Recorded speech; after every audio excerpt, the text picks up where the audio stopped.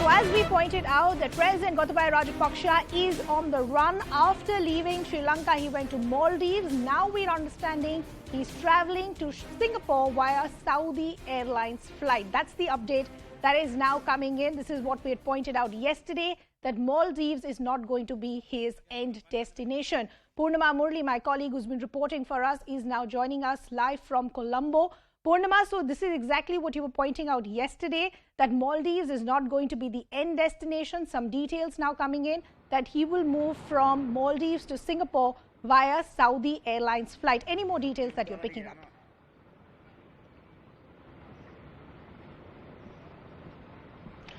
Well, Gotabaya Rajapaksa has been trying different options to in fact leave Maldives and go to other destinations.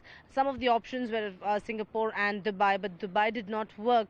Even Singapore, he was all set to go along with his wife late last night at around 11:55 p.m. But that didn't take off because there were a lot of protests that were and protesters also gathered outside the airport, and he did not want to take the risk because of the ire of the people. He decided not to take that commercial flight. Therefore, late last night he was not able to go. And even today there were different options that were doing the rounds by the local media. One, of course, was the fact that there's a private jet that has been arranged for President to leave Maldives.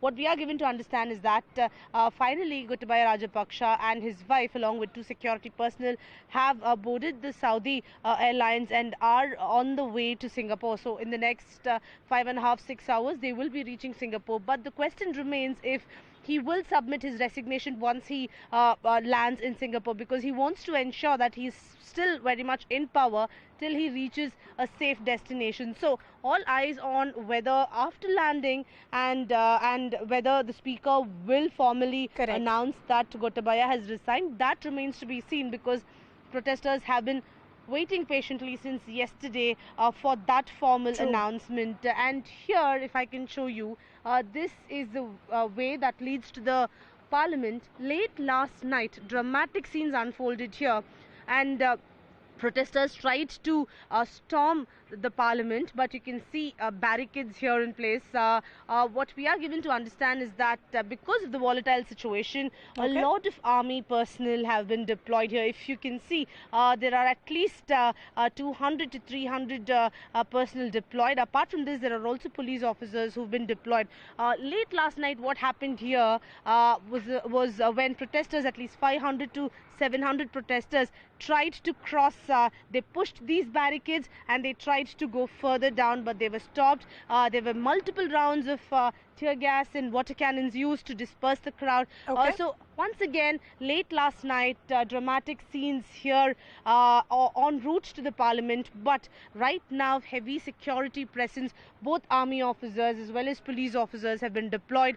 Protesters, however, have maintained that they are going to vacate all the government places that they have occupied, and that they will ensure that they will listen to what the speaker had suggested and will vacate all the government premises and continue to protest peacefully at the golf face, where they've been protesting for the last 97 days. Purnima, I'll just request you to stay on with us. We're getting some other updates coming in as well. Even as we await the official resignation of Gotabaya Rajapaksa, Ranil Wickremesinghe, the acting president, has now told his close people that Gotabaya Rajapaksa will send his resignation once he lands in Singapore. Purnima continues to be with us, but Purnima, all of this is now being seen as an eyewash or a time-buying tactic by the Lankans on the ground. There is no trust as far as Ranil Wickremesinghe or Gotabaya Rajapaksa are concerned.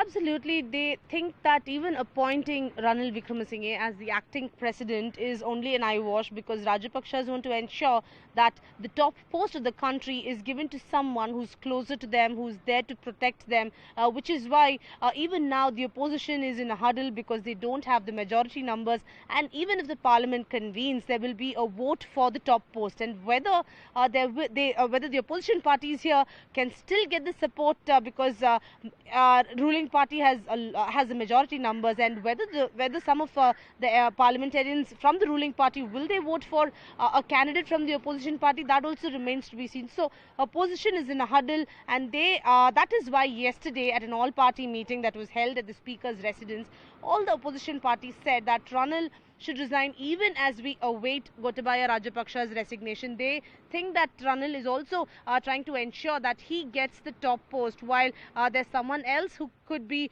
nominated as the Prime Minister. So right now the demand for not just Gotabaya's resignation but also Ranil's resignation only grows louder, because protesters also think that Ranil is trying to ensure that he remains the president for the remaining tenure, and that's something that they don't want. Purnima, we'll request you to stay on with us. Let me bring in our guests who are joining us this broadcast as well. We have Dr. Arvind Singh, Professor, University of Kelaniya, Sri Lanka. We also have former diplomat Prabhu Dayal. Good to have both of you on the broadcast with us. Prabhu Dayal, let me begin with you first.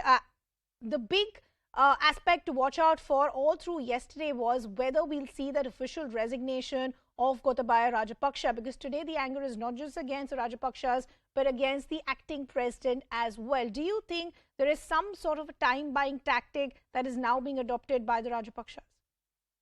Yes, of course. There is a very clear tactic involved.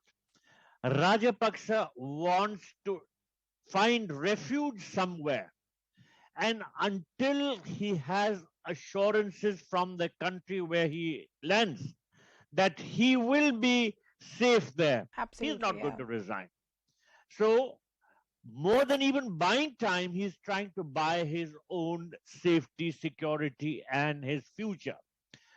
This puts Sri Lanka in a great deal of uncertainty. So the ground situation continues to be extremely perilous.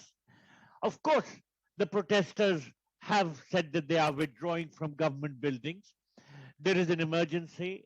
There will also be a curfew for certain hours. Correct. But the situation is not going to be peaceful, because the basic issue is the people want the resignation of Rajapaksa as also Wickramasinghe.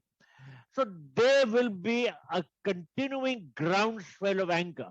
At the same time, the economic problems are not going to be wished away. Sri Lanka is facing a huge economic problem. The common man is not able to buy when you daily don't have essentials. a clear stability or a clear idea of who the next regime will be, this economic crisis will only continue to worsen. But Dr. Arvind Singh, I want to quickly bring you in as well. Just speaking of the fact, as far as this big escape plan of Gotabaya Rajapaksa is concerned, there seems to be big challenges of whatever his original plan was, because originally there were reports emerging that he wanted to go to the USA. The visa was rejected there. Now, even in Maldives, there was a bit of back and forth as to who actually gave the clearance. So even this escape plan looks as a stopgap arrangement. Right. Actually, personally, what I believe from the ground reality, that probably they are not ready to understand that they have lost the game, and they are not realizing the reality. But I suppose the people of Sri Lanka, they are not ready to give up this time, and they are not in mood to go for the compromise. And I don't think that any government will take a risk to go against the Sri Lankan people. So if suppose in case any government or any country will allow the Rajapaksa to come over their country, then even the government and the diplomats, they will think that what they are going to gain from this initiative. So I don't think that the India or any other country like China, they'll go against the people of Sri Lanka, because the people of Sri Lanka is having a great anger against the Rajapaksa family. So they must understand the reality, and even if they are not ready to understand the reality, then the things are going to be more worst. And now the Sri Lankan people, they want a complete change. They have understood. And since we are in a democracy, we people, the Sri Lanka is also a democracy. So if the people of Sri Lanka, they don't want the Rajapaksa and his family, then I suppose they must resign. Absolutely. And this is what many are now pointing out, that this could have been made easy with the Rajapaksas just accepting to resign and then move away and make way for a new regime, rather than this island hopping that we are seeing today. I'd like to thank my colleague and our guests as well. We're now shifting our focus to the other big story that we're tracking. Members of Parliament will now have to mind their language as just days ahead of the Parliament session. A ban has been implemented on words that have now been deemed unparliamentary. Let me just bring you a short list of words that cannot be used in Parliament now. Snoopgate, lie drama, crocodile tears, COVID spreader, corrupt, ashamed, and many more. Multiple opposition leaders have now come out to criticize this list, with TMC MP Derek O'Brien saying that he will continue to use these words regardless.